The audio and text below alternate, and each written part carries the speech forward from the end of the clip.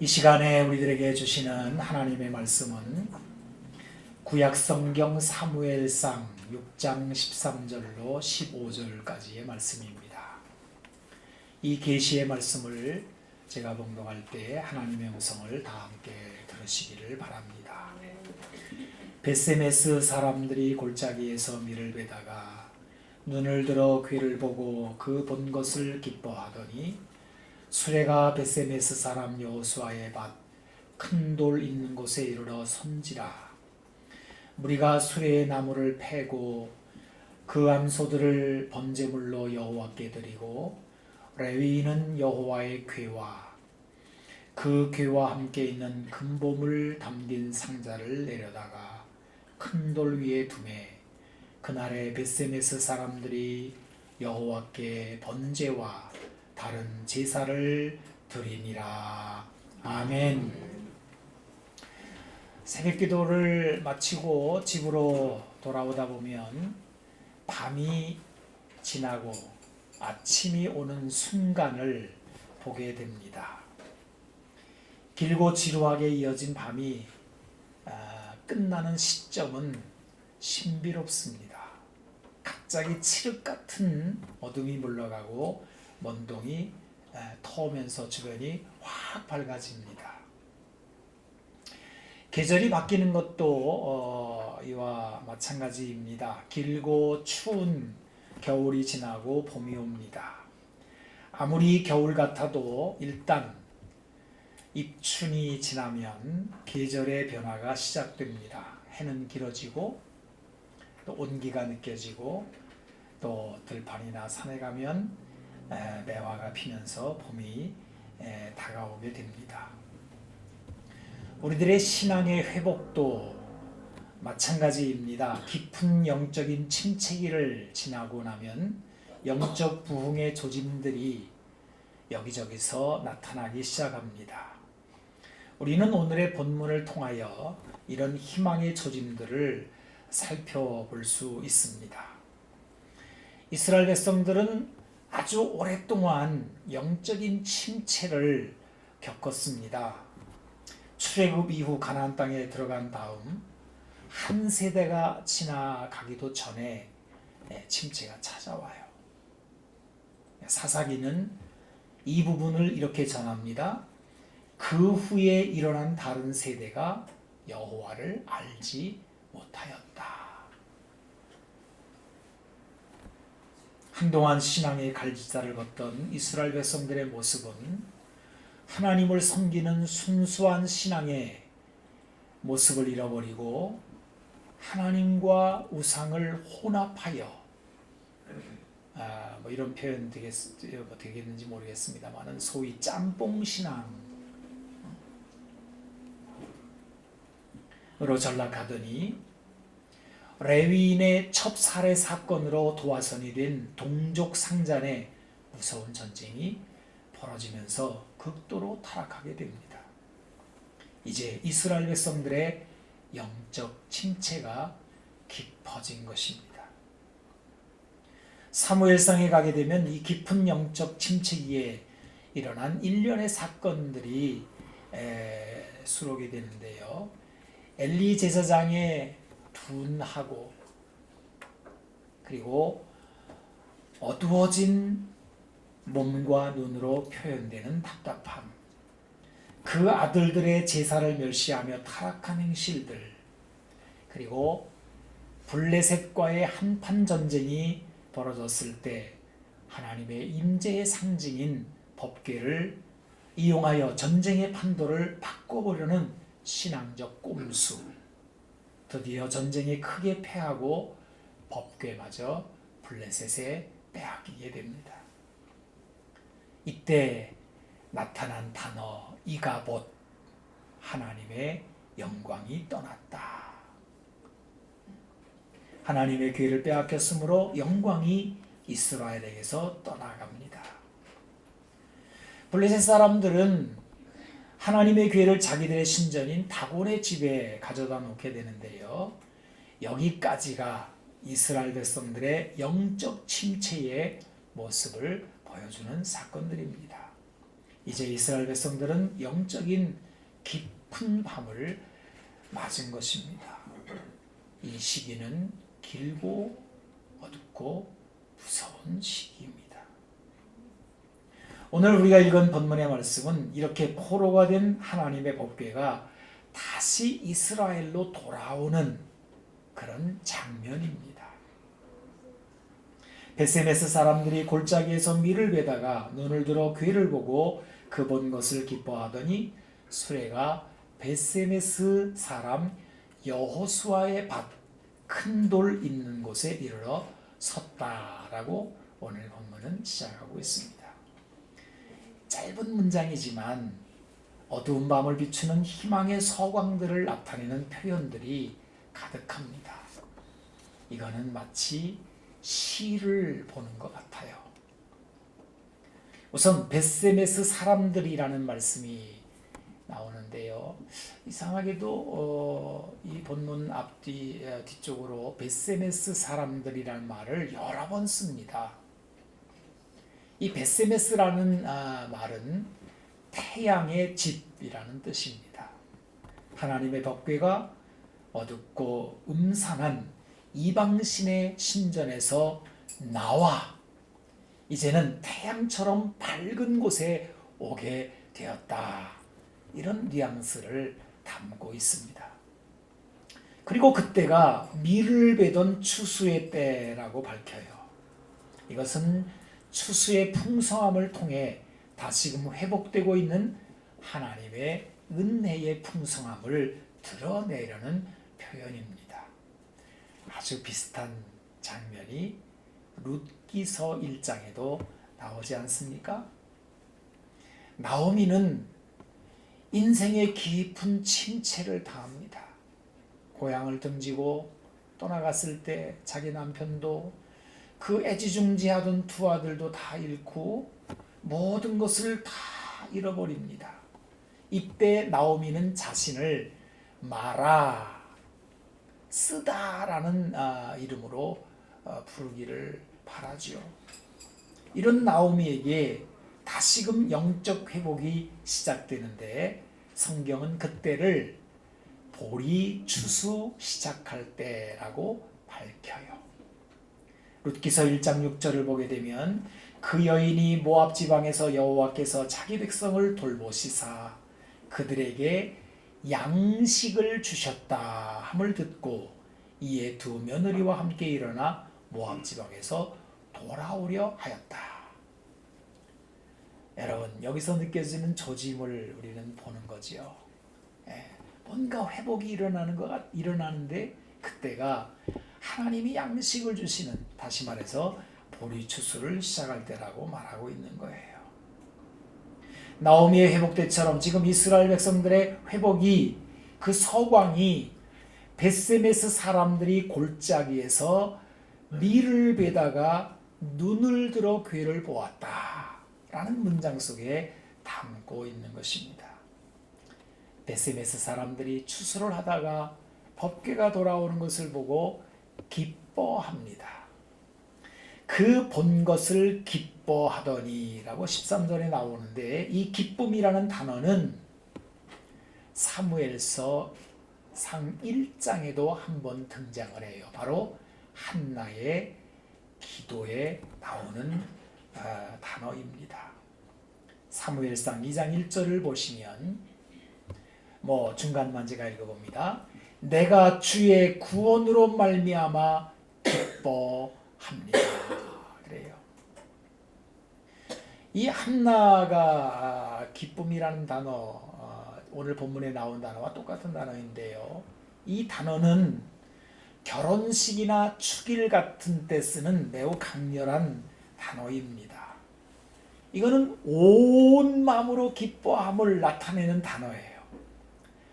여러분, 우리 기쁨이라는 것도 여러 가지가 있어요. 그냥 쓱 기쁜 것도 있고요. 막연한 기쁨도 있고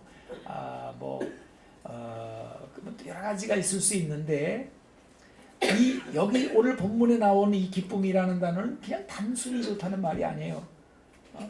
이 한나가 내가 주의 구원을 기뻐합니다. 여러분 한번 생각해 보세요. 한 여인이 오랫동안 불임으로 고통을 당해요. 낙담하고 동서의 격동으로 마음이 상할 대로 상했던 한나에게 사무엘이라고 하는 기가 막힌 아들이 태어나요. 이때 한나가 한 말이 내가 주의 구원으로 말미암아 기뻐합니다. 이 강렬한 기쁨이 지금 벳세메스 사람들에게 있는 거예요. 하나님의 법궤가 돌아오는 것을 보고 그들이 기뻐했다 그래요. 하나님의 법궤를 씌는 수레가 벳세메스 사람 여호수아의 밭 큰 돌 있는 곳에 섰다라고 말합니다.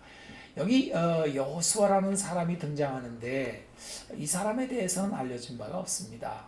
여호수아라는 이름이 흔하니까 아마 그 당시에 그 벳세메스에 살던 유력한 어떤 사람이라고 생각이 되어지는데요. 하지만 성경이 오늘 본문에 이 밭 임자의 이름을 밝히는 이유는 무엇일까요?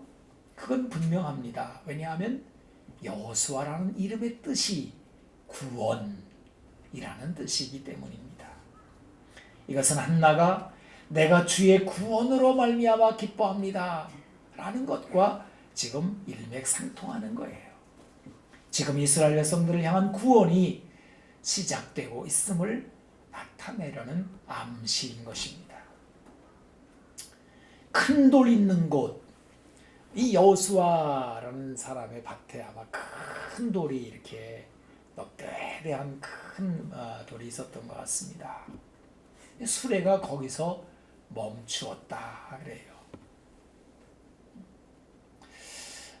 우리 앞에서 시작된 이야기를 보자면 이 블레셋 사람들이 새끼를 낳은 전나는 암소들을 끌어다가 이 법궤를 담은 수레를 끌게 하지 않습니까?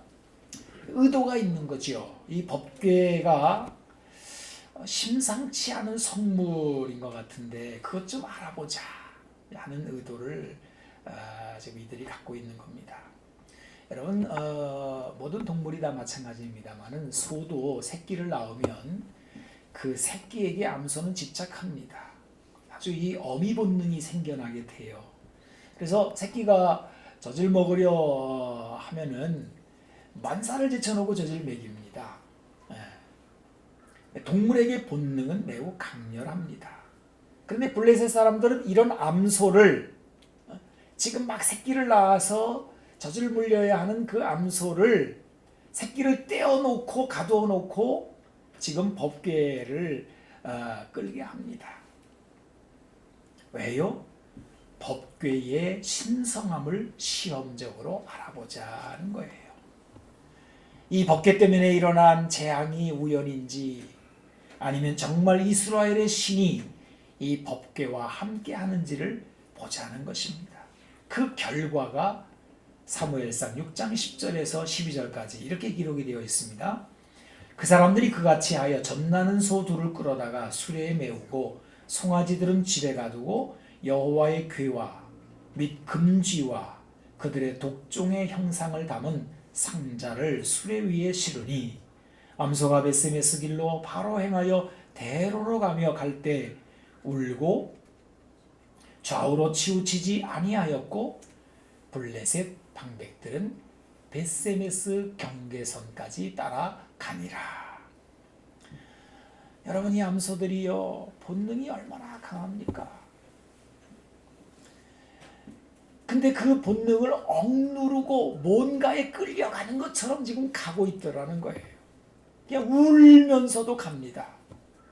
이것은 본능을 거스리는 행동이에요.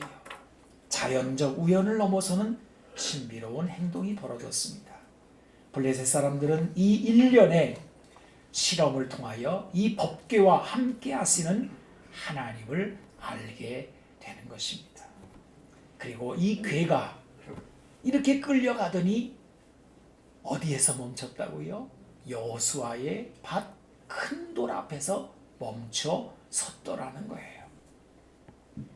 큰 돌 앞에, 여러분 밭에 큰 돌이 있습니다. 이게 이제 밭을 일구려면은 뭐 자잘한 돌들은 다 이렇게 이제 바깥으로 빼내지요. 그리고 웬만큼 이렇게 박혀 있는 돌들도 다 뭐 삽이나 곡괭이 같은 걸로 패서 밭을 넓혀야 되니까요. 그런데 돌이 너무 크면은 그건 건드릴 수가 없어요. 밭 모양이 일그러져도 그냥 둘 수밖에 없어요.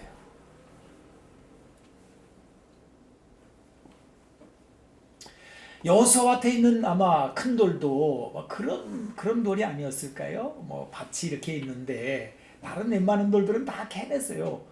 밭을 이제 만드는데 이 돌은 너무 큰 거예요. 그래서 그냥 그런 돌입니다. 그런데 성경은 이 돌을 언급을 해요. 그리고 이 돌은 오늘 6장인데 그 다음 7장에 에벤에셀, 무슨 뜻입니까? 도움의 돌이라는 이야기로 연결됩니다.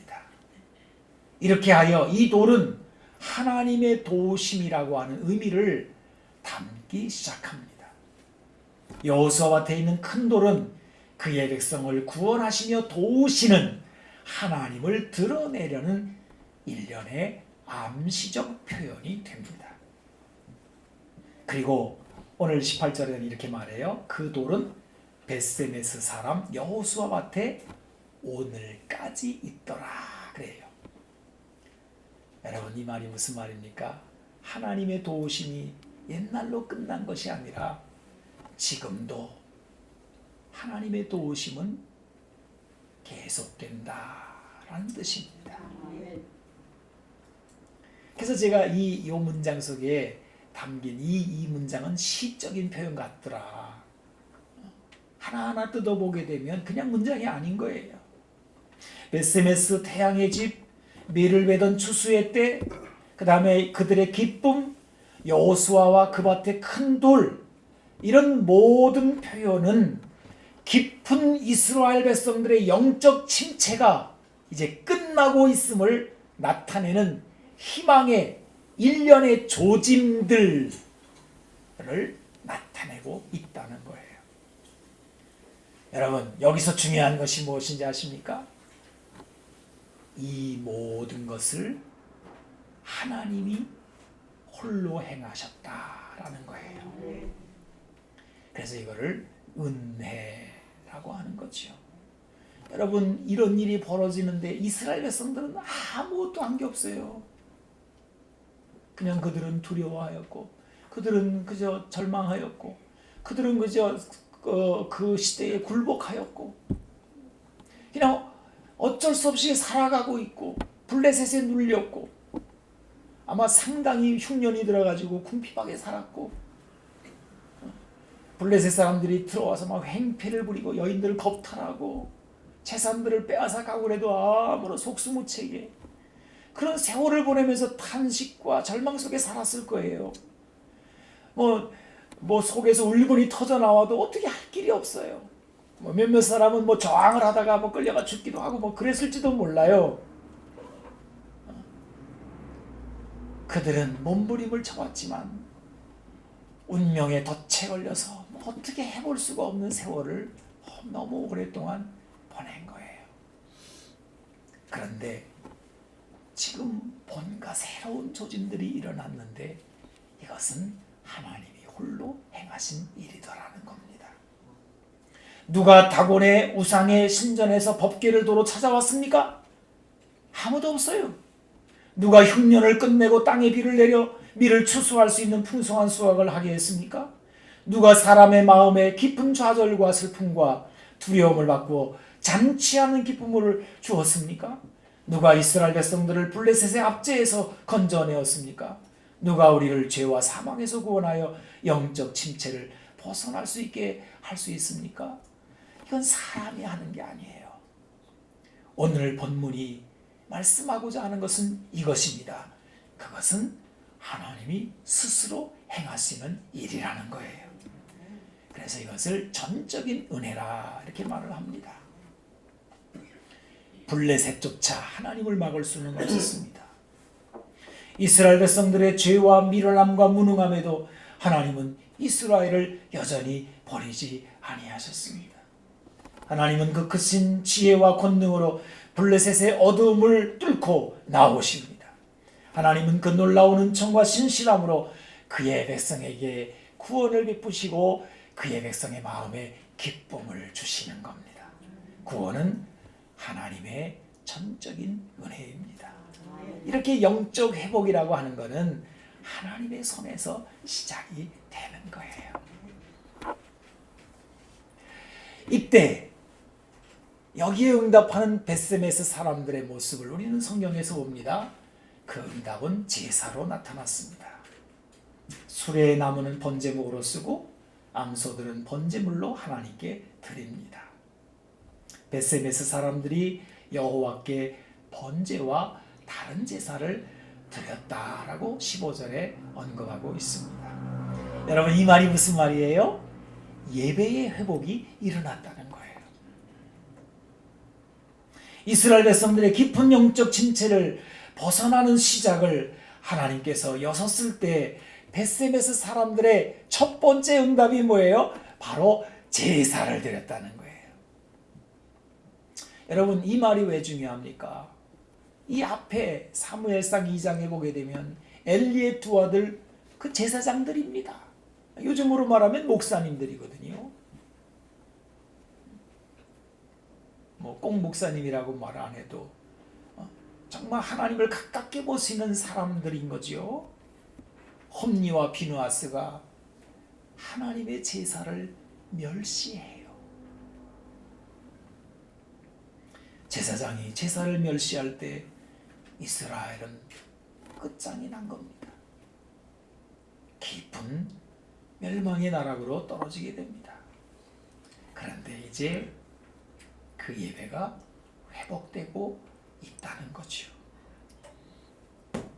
여러분, 이 예배를 한번 살펴보면 좋겠어요. 지금 벳세메스 사람들이 추수하는 때거든요. 이 농사를 짓는 사람들에게 추수기는 남다릅니다. 그냥 추수할 때는요, 만사를 물리치고 추수에 몰두해야 돼요. 우리는 요즘에 이 농사를 짓는 우리 사람들이 아니고 도시민들이기 때문에 그걸 잘 모릅니다.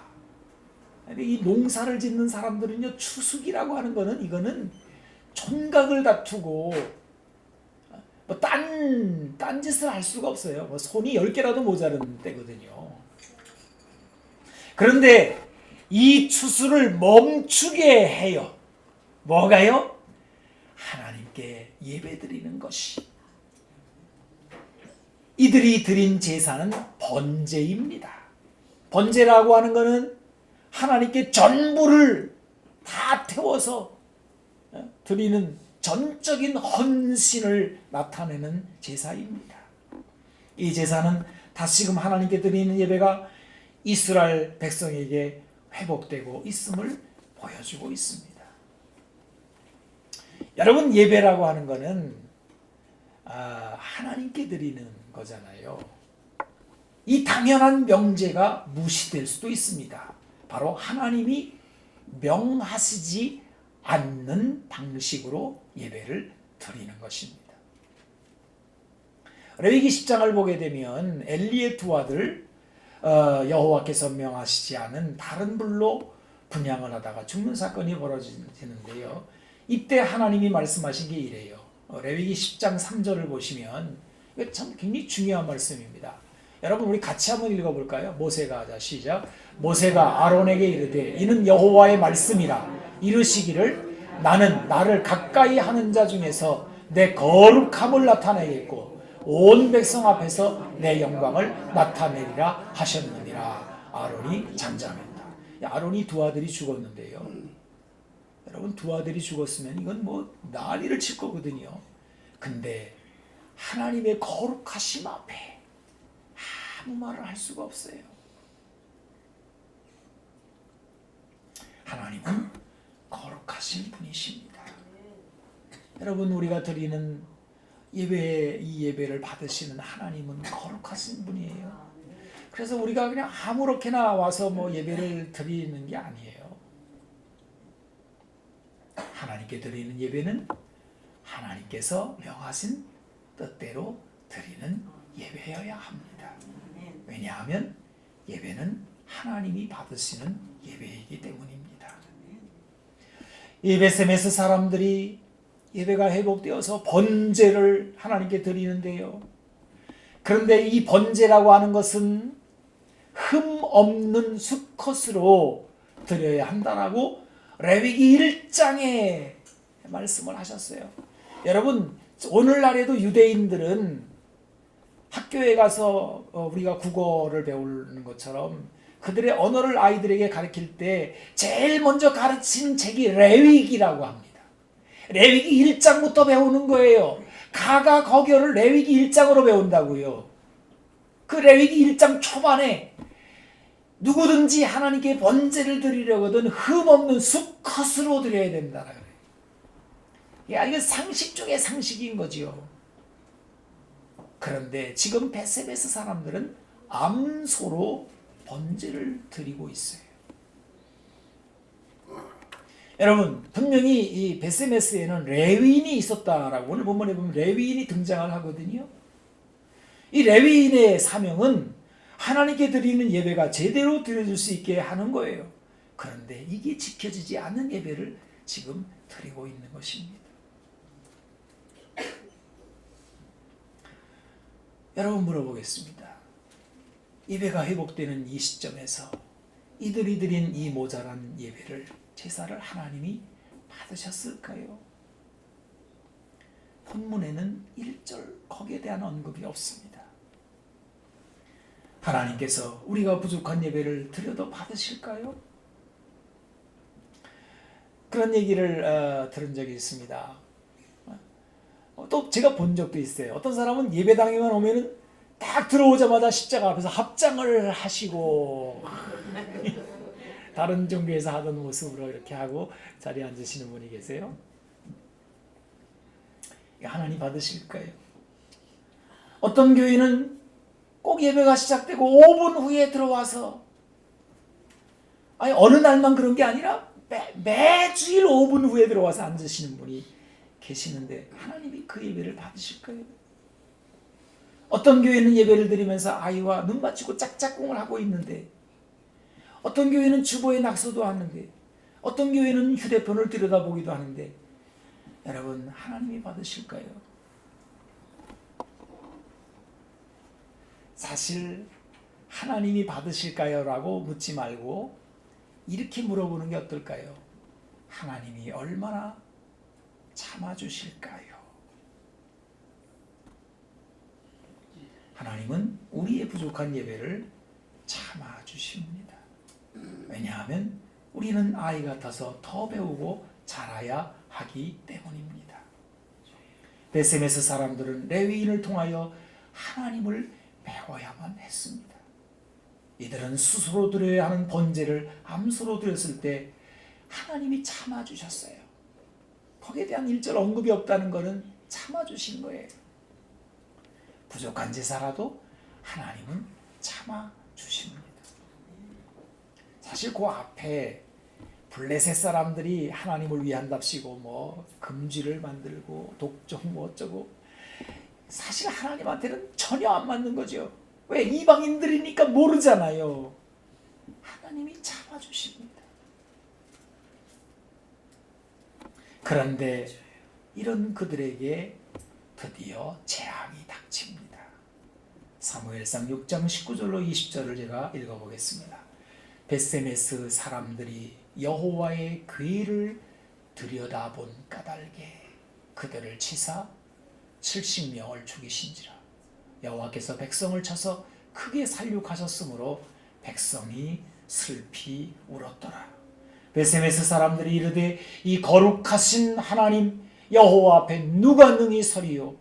그를 우리에게서 누구에게로 올라가시게 할까? 여러분, 하나님은 오래 참으십니다.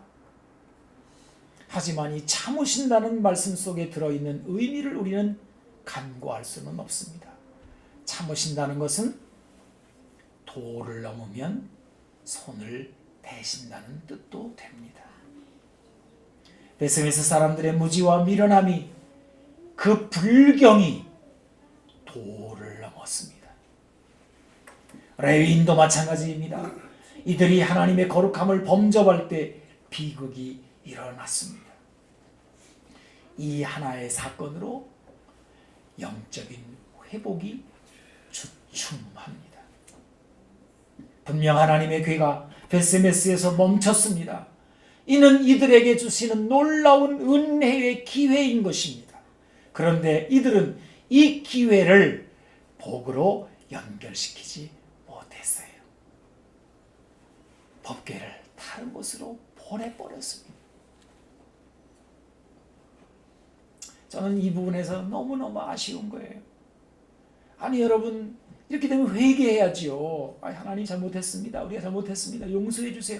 그 레위인을 통해서 회개하고 하나님 어떻게 모시면 될까요? 그리고 그 복귀를 붙들고 늘어졌어야지요. 왜 딴 데로 보냅니까? 이후 법궤는 오벳 에돔의 집에 들어가게 되었는데, 그 집에 이런 일이 일어나요. 사무엘하 6장 11절을 보시면 여호와의 괴가 가드 사람 오벳 에돔의 집에 석 달을 있었는데 여호와께서 오벳 에돔과 그의 온 집에 어떻게 하셨다고요? 복을 주시니라. 12절에도 보면 이렇게 되어 있습니다. 여호와께서 하나님의 괴로 말미암아 오벳 에돔의 집과 그의 모든 소유에 복을 주셨다는 것을 다윗이 듣게 되었다는 거예요. 베스메스 사람들이 이 복을 받았더라면 얼마나 좋았을까요? 그들에게 여호와를 아는 지식이 있어 그들에게 찾아온 영적 부흥의 기회를 그들이 부여잡았더라면 얼마나 좋았을까요? 여러분, 이 베스메스 사람들의 이야기만이 아니라 얼마나 많은 사람들에게 하나님이 주시는 그 은혜의 기회가 상실되고 있습니까? 우리는 안 그럴까요? 그래서 고린도후서 6장 1절 2절에 사도께서 우리에게 이렇게 권면하고 있어요.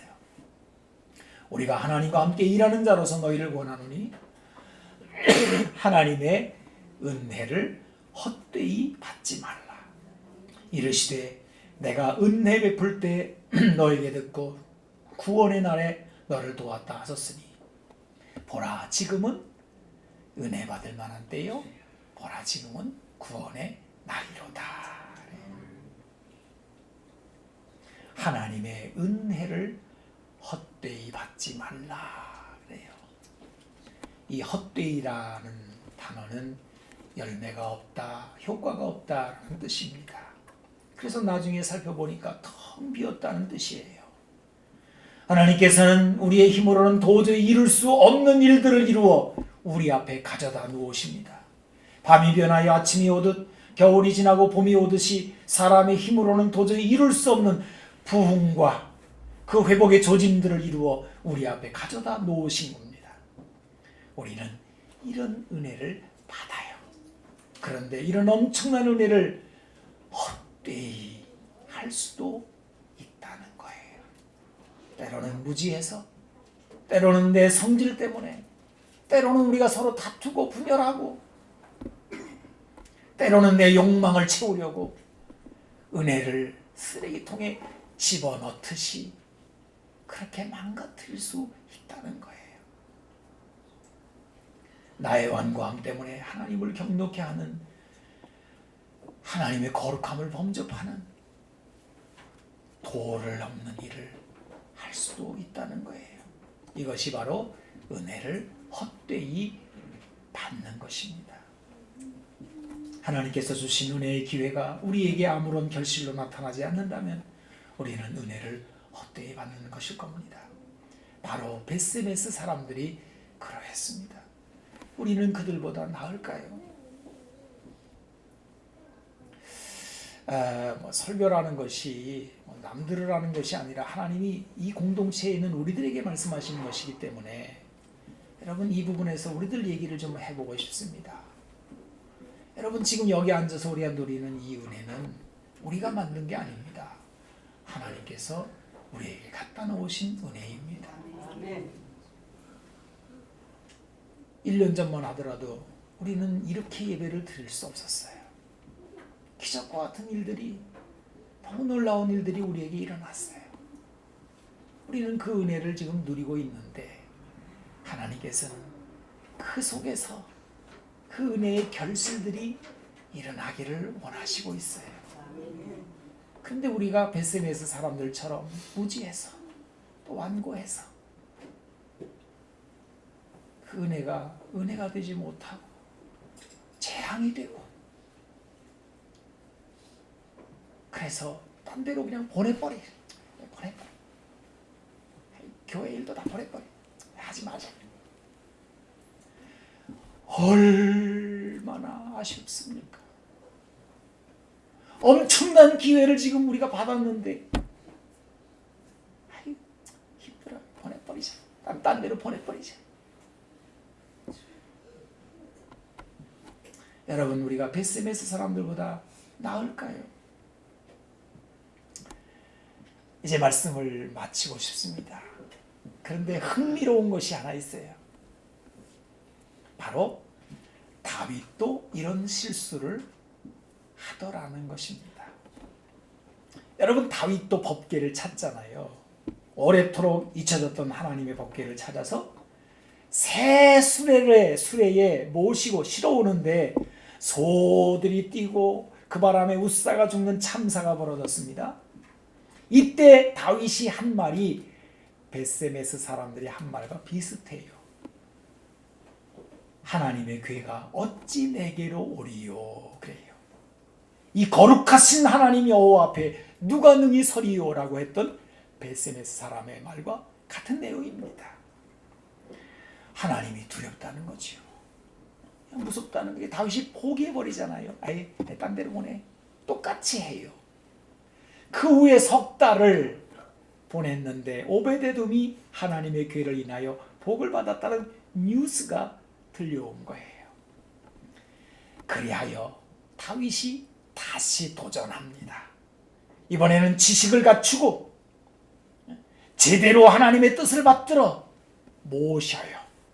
그리하여 다윗은 엄청난 은혜를 거머쥐게 됩니다.